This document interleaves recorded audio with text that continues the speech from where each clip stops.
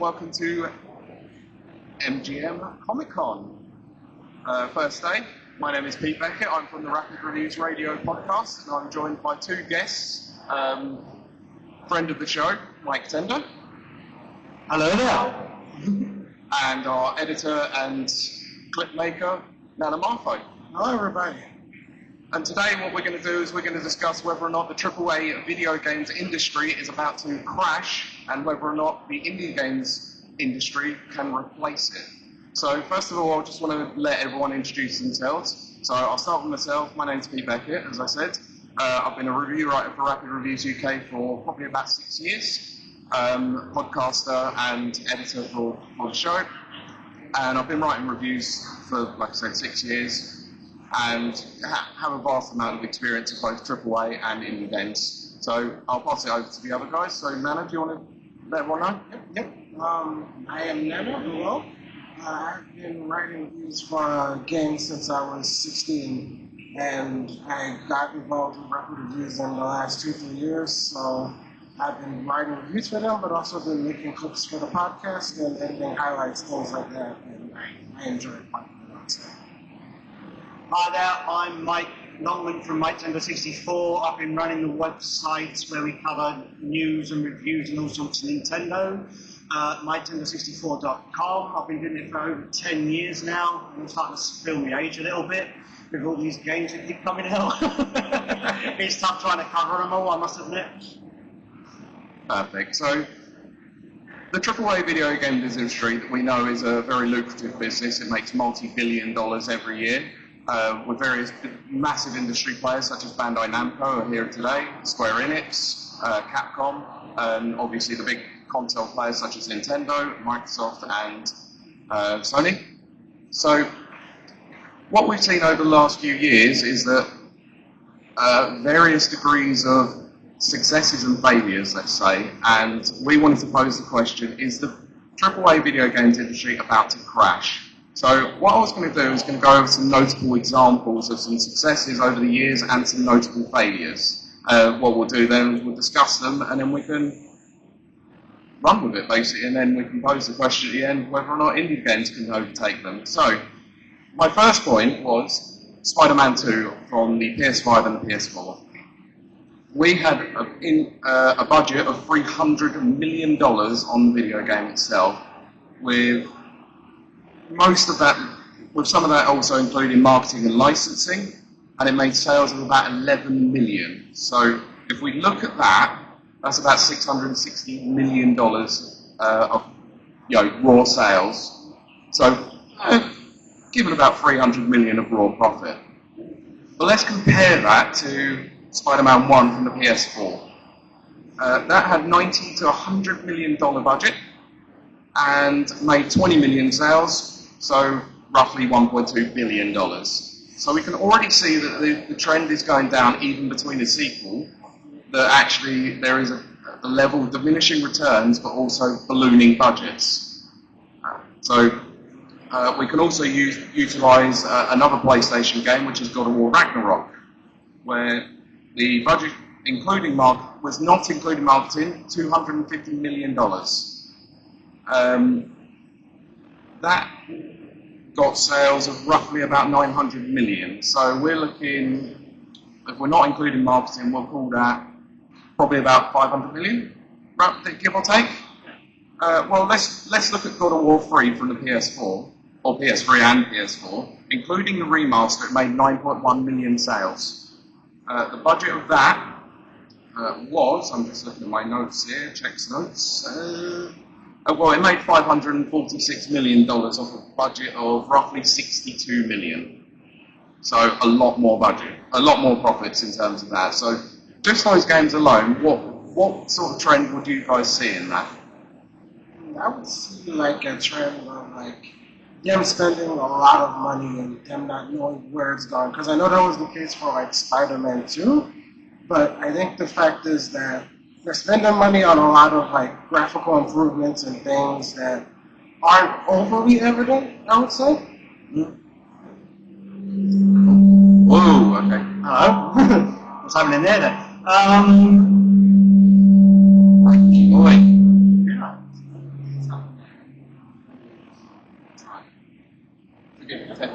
technical.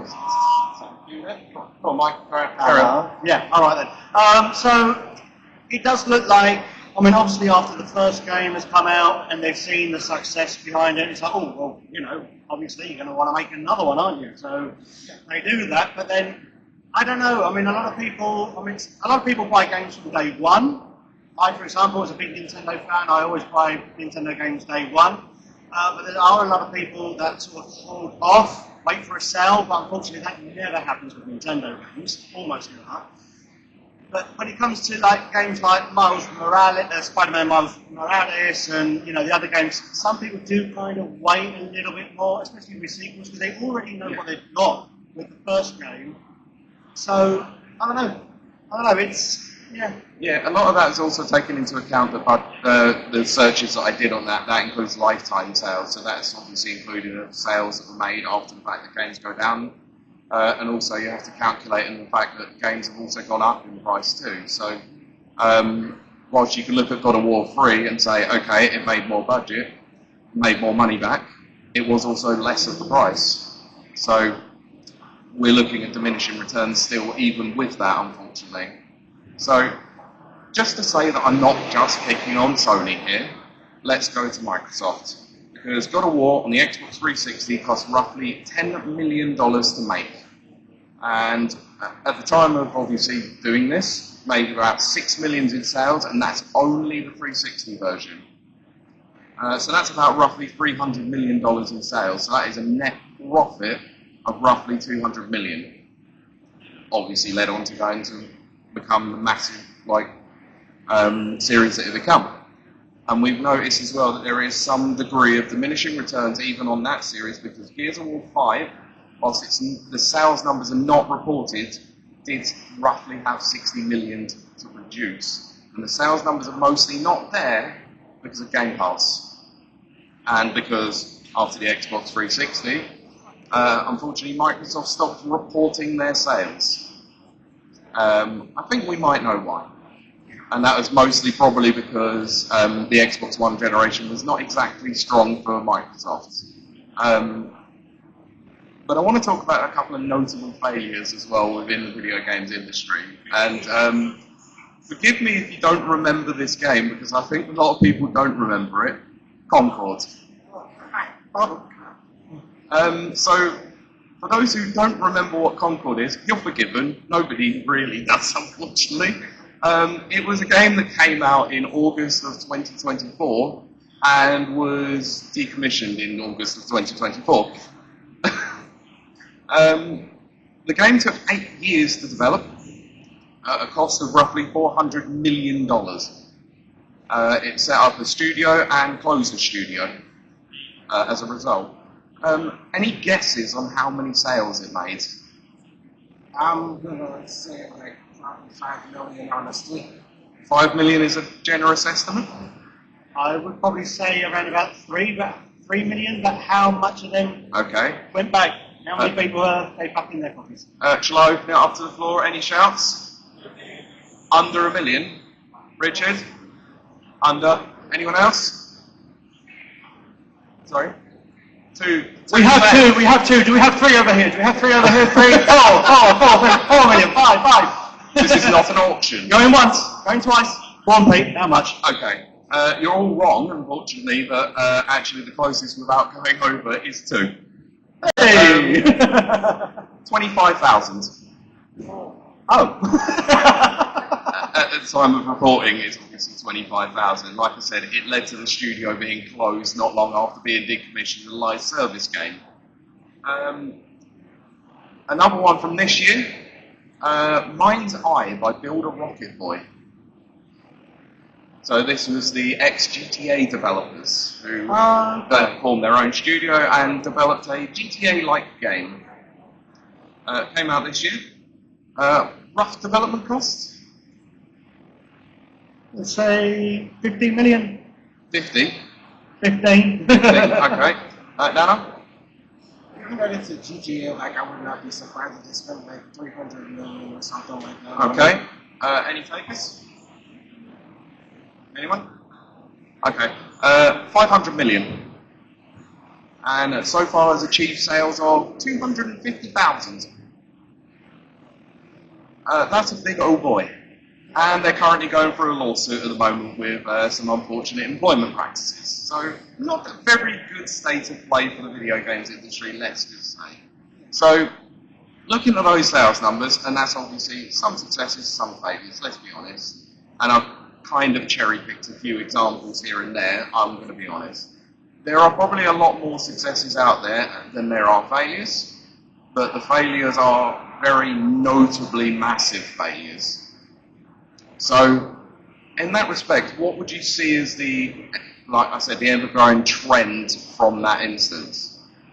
I think one of the trends is like a lot of veteran developers even make their own studios and then they get the budget as well. Like they don't like start small or make something that's a bit cheaper in scope. Like obviously that does happen sometimes. There are success stories a little bit. Like Whetstone, I think, is a good example of a success story because he has his hands on a good franchise now. But I would say like veteran developers leaving and then getting too much budget and then crashing the company as a result is like a big trend. Like Leslie Benzies reminds me.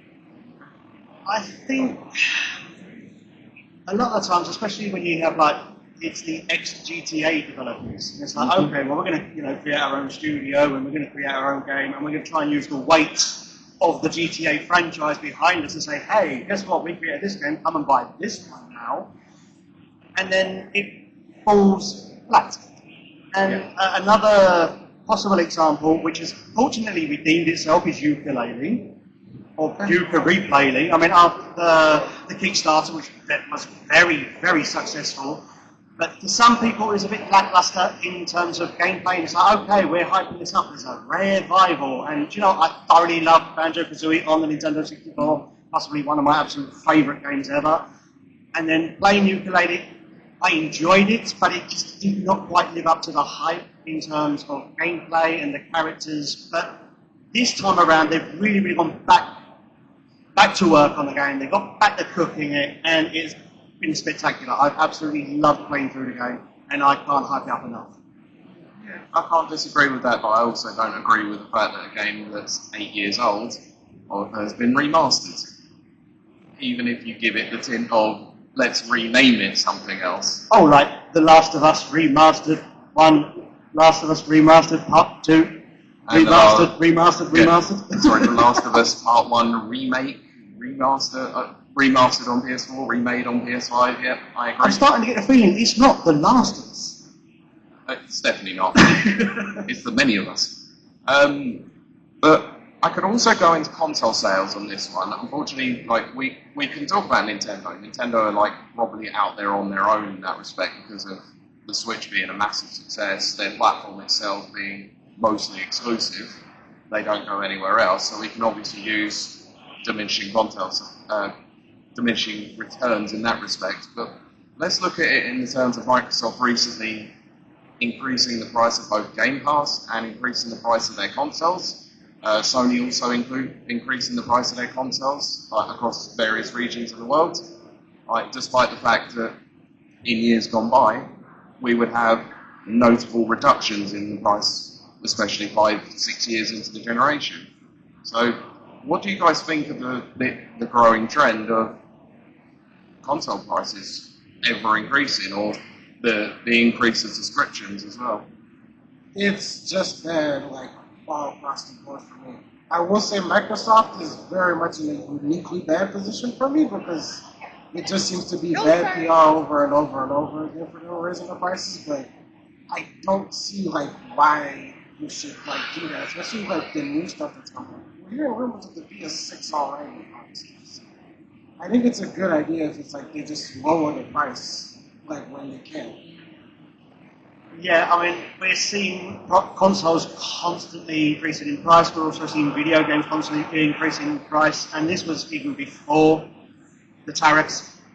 So, I mean, it comes to the point video games are successful. Maybe we can increase the price. But then saying that, it wasn't that long ago when we were paying, 60, 70, 90 for Nintendo 64 games. Yeah, we're old enough to remember, me and Mike, that obviously there was variable pricing in terms of console games such as the N64, the SNES, and various other consoles like the Mega Drive, or Genesis if you're in the US. Yes. So it's not a new trend. No, it's not. But it's always seems to be like a case of history repeating. And we see this not just in the video game industry, but all over. Yeah, it's everywhere at the moment. We see constant remakes of movies, remakes of comics, and Political disputes, which we won't go through here. This is a non-political show, thank you very much. Exactly. But yeah, I mean, I can even bring Nintendo up in this, because obviously they increase their console prices, like they've increased their subscription prices at times as well. Like, whilst it's not the same, I mean, do you remember obviously when the Switch first came out, and you could play online for free? Yes, for about, what was it, about a year or two? 18 months. Yeah. So March of 2017 to June or July of 2018.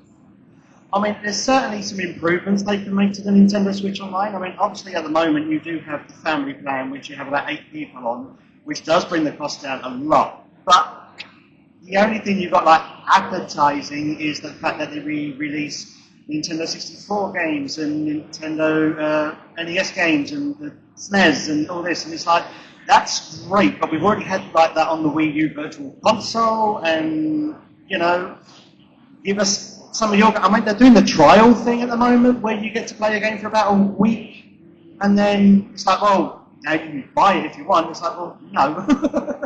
Yeah. I'd rather have the game for free, please. Yeah, it's also similar to how in PSN and Xbox Live or Xbox Game Pass, the demos are also locked behind those, when we used to get them for free as part of the service, or, you know, God forbid, back in my day, demo discs. Yeah, okay, they cost, but you get a cool magazine with it. So, it's unfortunate. So, what we can see is obviously AAA video games industry is not in a good spot, let's say. And I would say a lot of it is down to unfortunate, blatant corporatism and pure greed alone, because they think that they can constantly nickel and dime the players themselves. And that's not taken into account as well. The cost of a game is $70 or 70 quid, plus microtransactions, plus DLCs. For a complete edition, you're probably going to cost about 120 to 130 pounds nowadays. And that's a lot of money, even after the fact that we look at variable pricing from the N64 generation of 80 to 90 pounds for those kinds of games. And that's too much for even the regular consumer. And the regular consumer are now turning around and saying, I can only afford 2 games a year, 3 games a year at most. So it's very feasible with the fact that we're not going to quite get the same kinds of sales that we had before. So I don't really know where the AAA video games industry has to go from here, other than either reduce the price or reduce the cost of entry. What do you guys think? I can agree with that too, but it's also like they're not going to do it, I don't think, because it's like the investors don't understand the idea of like lowering costs so that you make more profit. Like for them, everything has to be like constant growth and expansion. It's like it's not something that's viable in their minds. Yeah, I mean, we've seen a lot of games where they have these overinflated budgets, and it's like they're over-promising for these games as well. I mean, look at like the Perfect Dark game that was cancelled. That one stings. Oh yeah, and then on top of it, there was like talk that what they even showed as a demo wasn't even the game. Allegedly. Allegedly. Yeah. I also just want to bring up this example because it always sticks out in my head. Mighty Number 9. Like they had that. They had that on everything. They wanted to put it out on everything. They wanted to make an animated series, and it just didn't work out. Yeah, they definitely hedged their bets on that one. It was like, I'm going to release a Kickstarter and let it go, but actually make a good game first, is probably the first foremost thing you should be doing. Yes. So I wanted to get into, obviously, where we're leading with this one is how do we go forward? And I think we're seeing that already with the fact that indie games seem to be becoming more and more prevalent over the last 10 to 15 years. with the Idea Xbox program, you know, Sony supporting indie developers, a lot more indie developers. You can see them across the show floor in the left field collection whilst you're here, are all trying their hand at trying to grab a piece of the market share. And I've got a couple of examples of some notable success stories, let's say, because for every success story there's probably about 10 failures when it comes to indies, but let's not say they're failures because they're learning experiences for those first-time developers, which is great. So the first one I wanted to bring up is quite a notable game, Hollow Knight. A huge success story for Team Cherry. I couldn't find any development costs for it. This is one of the things from indie games that you don't tend to find out is the development cost, but you can't imagine it's as expensive as a AAA video game because of the fact that they're an indie studio with only 4 people. What's the estimated sales, you reckon? I want to say they had a very good launch date for Steam, so I'm going to say about 7 to 10 million. Well, I can't possibly give a number, but I do know it was capable of crashing pretty much every single digital storefront from Steam, Xbox, PlayStation, but obviously that's Silksong. Yeah, of course. Silksong. But speaking of Silksong, and you think, okay, we don't know how much the budget was for that, but we do know that they retailed it at what, about £17.99 or £19.99? No more than 20 quid. No more than that. No more than that. Which just goes to show that sometimes a game does not have to be overly expensive for people to buy it. If it's just the right price to match the content, then you know you're going to have a great time and people are going to keep coming back for more. Yep. And the fact that it's releasing on multiple different consoles as well. So the first one, 15 million copies for a first-time outing for an indie developer. Not a bad result. Very good in terms of the profit. There are 3 other examples I've got, and we'll go with one that's was an indie developer back when they started, have now been acquired by a large conglomerate, let's say. Minecraft.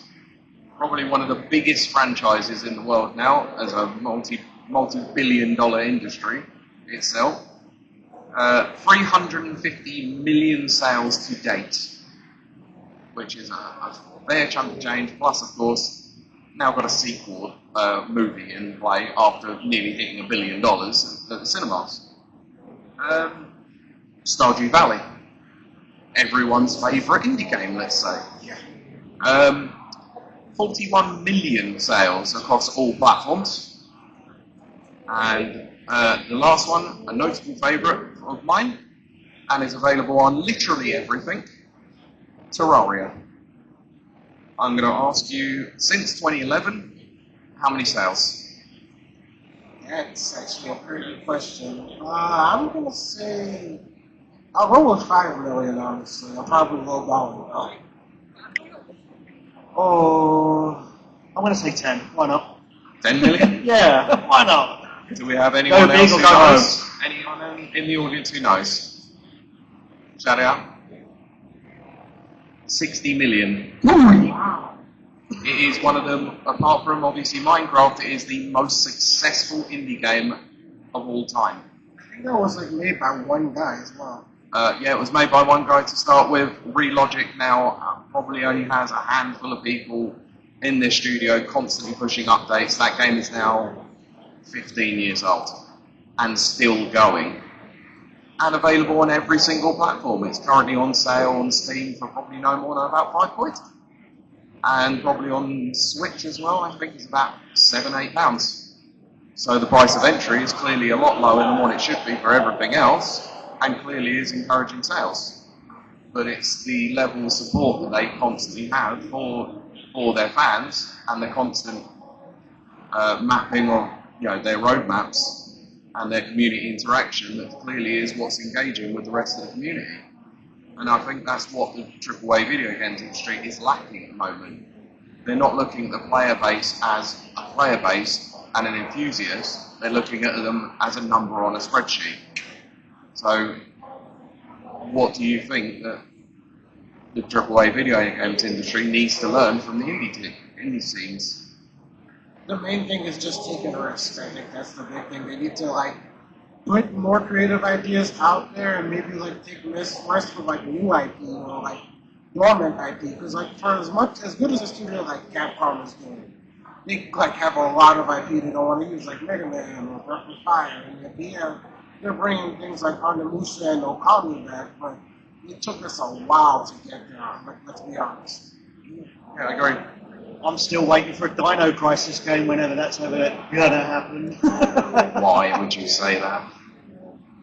Because I like Dino Crisis. Why else would I say that? I mean, I think a lot of the big publishers have got to try and rethink things a little bit, because I don't know about you now, I've been gaming since I was, about 3-4 years old, playing, Super Mario Bros. With my mum. And this last year, well, the last couple of years, I've just not as enamored in video games as I used to be. No. And I have seen a huge change in where you're just missing the heart of the developer in some of these games now. And I think what it is, because, you've got the big wigs, the chairmen of the board and all that, and it's like, oh yeah, we'll just keep shooting out more games and more games and more games and make more money, but they don't think of really what it is as a consumer, what a consumer is looking for in these games. I mean, we all love the next Zelda game and the next Mario game, and we're going to constantly, keep buying them and keep buying them and keep buying them, but sometimes you need something that just feels a bit fuller. I mean, I played Super Mario Bros. Wonder, and I wasn't, really overwhelmed with it, to be fair. I mean, you play Odyssey, and Odyssey was absolutely amazing. And then you play Wonder, and it's like, I know it's obviously a 2D scroller, a completely different game.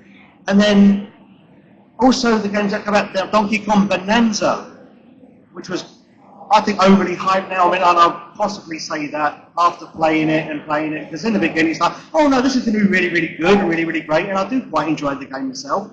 But is it a Game of the Year contender? And I think this is what it's come down to now. We just think that, like, the next game, is it Game of the Year? Is it Game of the Year? I mean, for an individual, it may be, but for the, the public. Yeah, would you also say as well that we have far too much choice on our plate nowadays, rather than it was back in the day where games might only come out every couple of months, we'll call them big tentpole releases, or we'd get one big one a year, whereas now we're literally getting a Game of the Year contender nearly every month. Yeah, I would agree with that too, and I think that's one of the things that indies are going to struggle with, because there are so many indie games out there, and a lot of them, from what I can see, just struggle with like awareness and getting themselves out there. Because while I will look for the things that I like, I don't know how many people will do that like casually, honestly. It's mighty like keep sticking to big releases. Yeah. What do you reckon? I don't know. I just don't know, I'm afraid. I mean, I want to see, more competition with indie games, and I want, the big AAA studios, to take point and think, oh, do you know what, they're coming out with these games, a lot of these are passion projects as well, and I want to see the heart in video games again. Yeah. I think that's what we're missing, we're missing heart, we're missing passion, we're missing... I mean, if you've ever played the game Spiritfarer by Thunder Lotus, that is an exceptionally emotional game, and I love that. I mean, yeah, you can get notable, examples of really good invoking video games like Journey, Spiritfarer, Celeste, Player Obscura Expedition 33, which are made by a small team, And I think that's where we need to go. We need to start thinking about dropping the budgets down a little bit and just thinking about the scope. Not every game has to be AAA. We used to have this years ago with teams like Ubisoft, who would create a big tentpole game like a Prince of Persia, but then would bring out a Rainbow Six on the side of it, like an expansion of Rainbow Six. Yeah. Or, a Rayman game. It's one of those things where it's like, studios do not want to invest in side projects anymore for some reason, and it's not really helpful. I know Ubisoft is a very unique case, but I don't know where the idea of side projects is gone, because it's like Capcom said themselves, like for the Kunitsigami game, they said it's like that didn't sell well, but they're like, we make the Resident Evil so we can fund stuff like this, and I don't think like developers are willing to take that sort of risk anymore, which is sad. Yeah, I'm glad you brought that up actually. Like Kunitsigami and Exo Primal are really good examples of them actually thinking outside their wheelhouse and trying to do something new, whilst they probably know it's not going to land with the general audience. It will invoke some creative inspiration, and putting them on Game Pass probably didn't hurt with that either. No, probably not. No, for sure. So I think we need more. Like just a few more not AAA, a couple of AA games here and there, just a smaller scope. You know, not like I said, not everything has to be big budget. Not everything has to go on to sell 50 million units or make a serious amount of budget. Like just reduce the scope and just release a game that's similar to an indie project. Like maybe even take some of those indie projects and bring them in-house, possibly, because there's clearly some creativity there that seems to not be available in certain facets of the industry. It's also happening in movies. It's happening across all the mediums that we're at the moment. Everything either needs to be a remake or everything needs to be a redo. There's nothing original anymore. This is the problem. And look at the clamouring we had, and I bring it up for Player Expedition 33. It plays on a lot of the tropes of the JRPG, but it does it in a way that's engaging because the story was beautiful, the story was fantastic, the music is sublime. And it will go on to win multiple awards this year because of it. And I don't want it to be used as the case in point for why AAA games are going down as much as they are, but a lot of people are going to utilise that as one of the case in points. Yeah. So, do you guys have any more final thoughts before we start to wrap this up and open the floor? Of course, hold on. I would just say I hope that we can get indies like pushed forward to like the limelight. Like I know Mix is trying things, like even Jeff Keighley with like some of the games, he makes sure to feature indie projects constantly.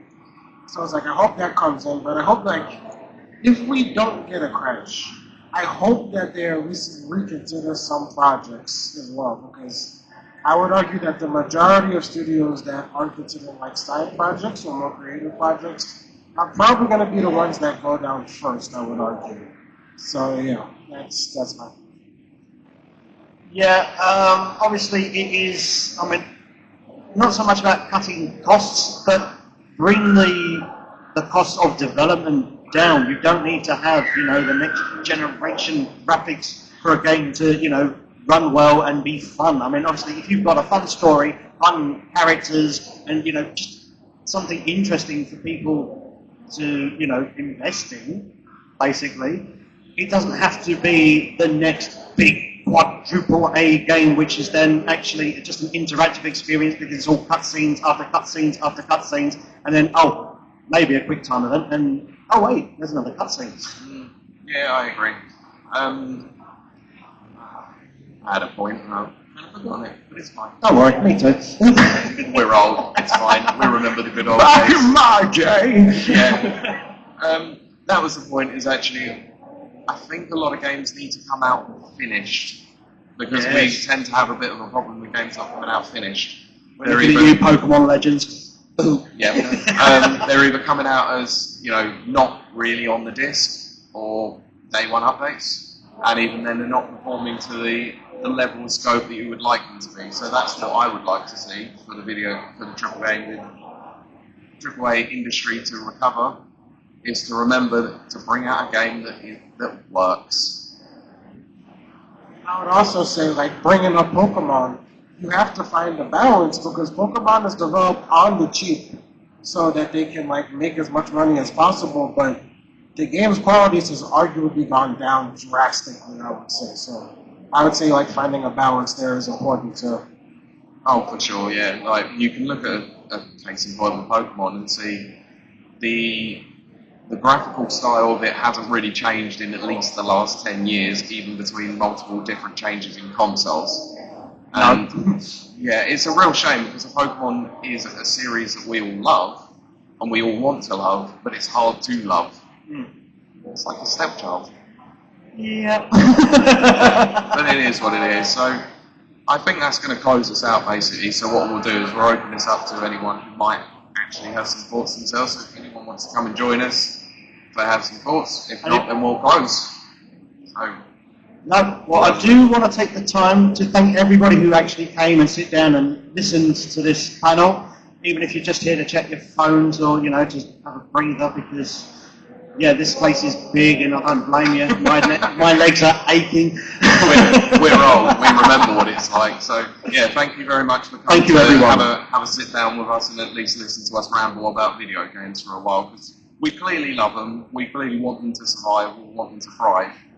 And that's all we've ever asked for. So I'll take the moment, obviously, to close this out and let the guys, you know, do their closing thoughts and then let them plug their socials or their websites or whatever. So, Nana, over to you. I just think it's like a thing of, one, I hope indies get more exposure, like I've been saying. Two, invest more in side projects or creative projects, because you never know where it's going to lead you.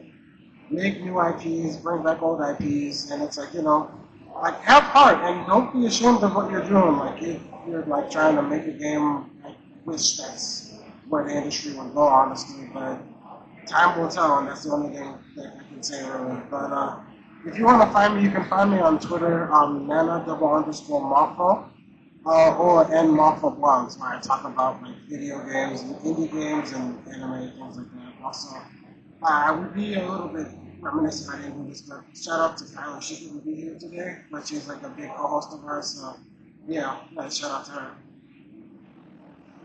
You can find me over at www.miketendo64.com, where we cover all the latest news, reviews, personal views, interviews, giveaways, and more. We're also on Twitter and on YouTube as well. And I also have my own podcast, Game and Chat, where I do invite members of the gaming community and industry to talk with me and play some of their favourite games at the same time, and also talk about themselves and what they do.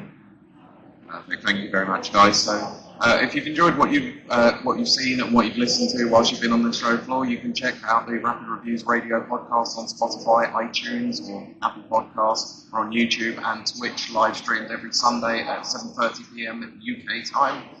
Big shout out to the person who couldn't join us, like Nana said, my co-host Cody Wild, who was wanting to be here but couldn't be here due to illness. So if you have enjoyed the show, please give us a like and a comment, and that would be much appreciated. So thank you very much for taking the time to obviously sit down and have a listen to us ramble about video games, and we hope you enjoy the rest of your Comic-Con, and thank you very much again. Thank you for listening to this episode of the Rapid Reviews Radio Podcast. You can watch the recording of the show live on Twitch every Sunday evening at 7 p.m. UK time at www.twitch.tv/rapidreviews. You can also watch the podcast on YouTube, search Rapid Reviews 5534, and you can also watch the video version of the show on Spotify, just search Rapid Reviews Radio. Don't forget to give us a thumbs up, a rating, or a comment on this episode. You can also follow us on Twitter at RRRadioPod, as well as on Blue Sky at rrradiopodcast.bsky.social. Also be sure to visit rapidreviewsuk.com for all the latest reviews and previews.